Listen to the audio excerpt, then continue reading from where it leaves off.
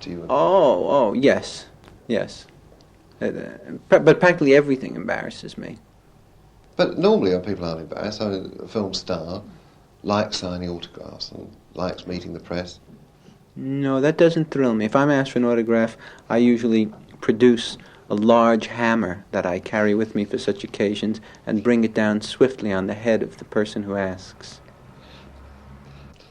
Well, what is there in the film that is so offensive in your mind to someone that's paid to come and see it? What appears on the screen for the duration of the film is offensive to most people. Is there a section of the public that you think it wouldn't be offensive to? Yes, nobody. No one at all? No one at all. That's the section I think will not be offended by it. Yeah. Go back to Casino Royale. Did you have money in that picture yourself? Yes, I had $4 invested in that, and so far it's down to about $1.50. Well, what was the reason for its flop at the box office? The fact that people who came in to see it would run screaming up the aisles after 10 minutes and generally tell their friends not to see it. It was that kind of film. Yeah, well, what made them scream and run up the aisles? What we were presenting on the screen. Yes, but what was it about the picture that what you were presenting on the screen that offended people so much? It wasn't offensive. It was what you would call a tremendous lack of any redeeming quality whatsoever, which was not easy to achieve because they spent $20 million to get that lack of quality. Oh, I've got to stop a bit. Can I have a cigarette?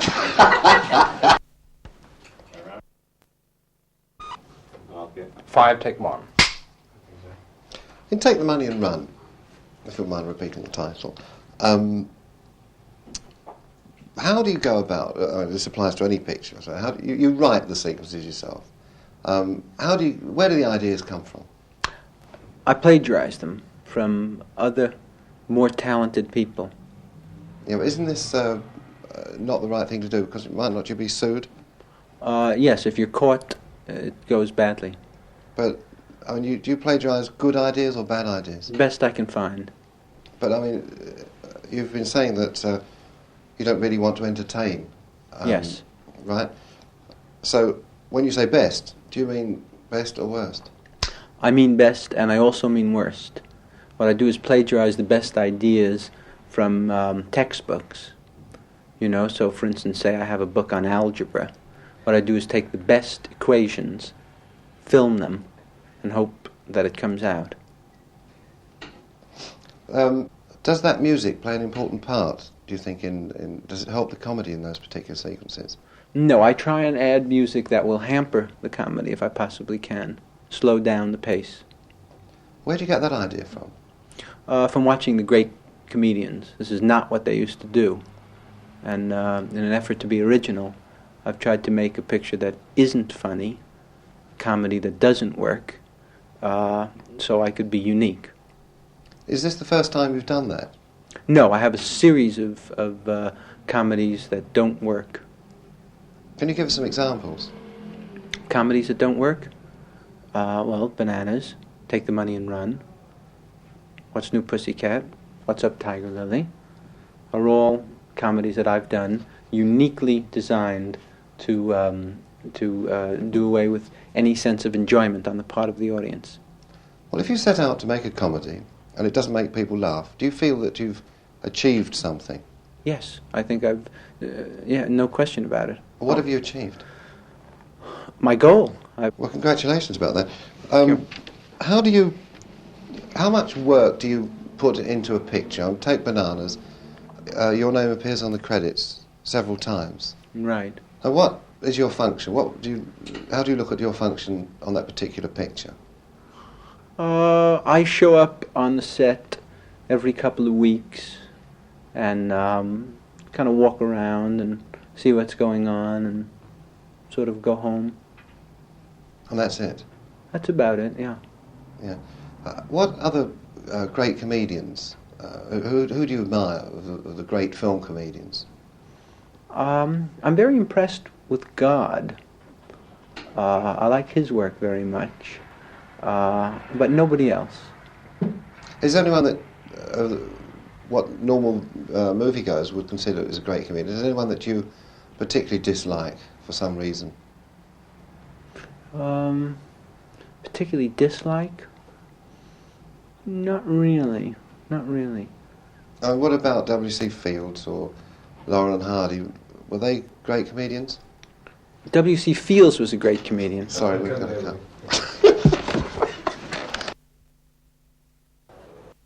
Okay, we're going to keep our fingers crossed. Mark it. 6, take 1.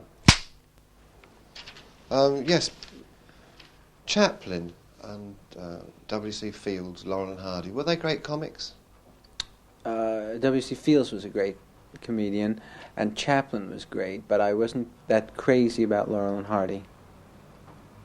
Tell me, if you're so apathetic about your pictures, why do you promote them? Why do I promote them? Because I'm sent here by United Artists to do this, and I must. But you do everything you're told? Everything. And why is that? Why don't you object sometimes, like most movie stars throw a temperament? Because I want people to like me. Really, what you're doing in your films, you want people to like you, but not the actual picture. Right. I like them to like me personally for what I am. What are you? A Jew. And do you find that people don't like you because of that? No, they don't like me for a lot of other reasons. That's the one thing about me they like. Do people come up to you on the streets and say you're Jewish, great to meet you, and that sort of thing? No, they just come up to me and say, you're Jewish, and leave it at that. In What's New Pussycat, there was a very good chase sequence. Now, this idea, was this plagiarised? Yes. And from what? That was stolen from the chase in A Streetcar Named Desire. And in Take Your Money and Run, you were a prisoner.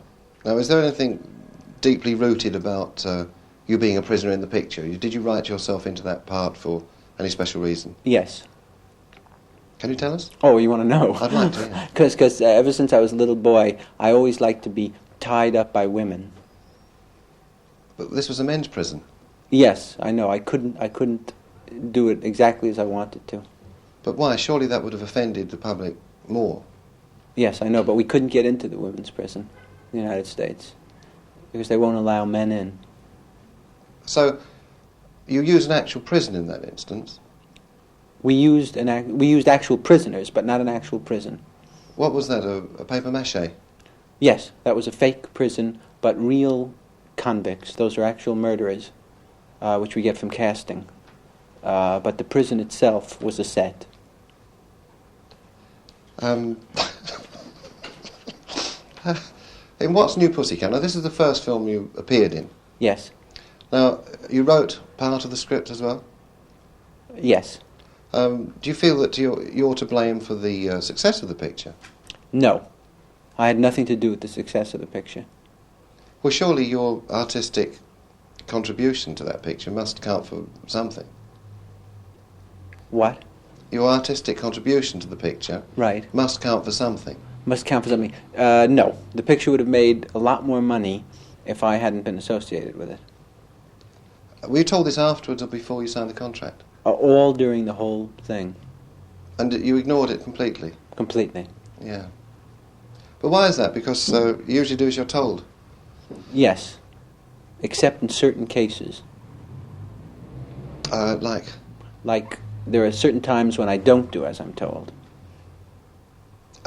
What occasions have those been? That's most of the time. Yes. And do you enjoy going around the world promoting your films? Yes, I like to go around the world. Do you prefer working on location or in a studio? I like to work on sets. Everything in all my movies have been all filmed on sets. Even Bananas? Yes. That was a big studio, was it? The exteriors? The exteriors were all interior. Now, how's that done? We rebuilt Puerto Rico in a studio in New York. Is that wouldn't that be more expensive than actually going to Puerto Rico? Puerto Rico, it was not so expensive building Puerto Rico, but constructing the Puerto Ricans was a fortune.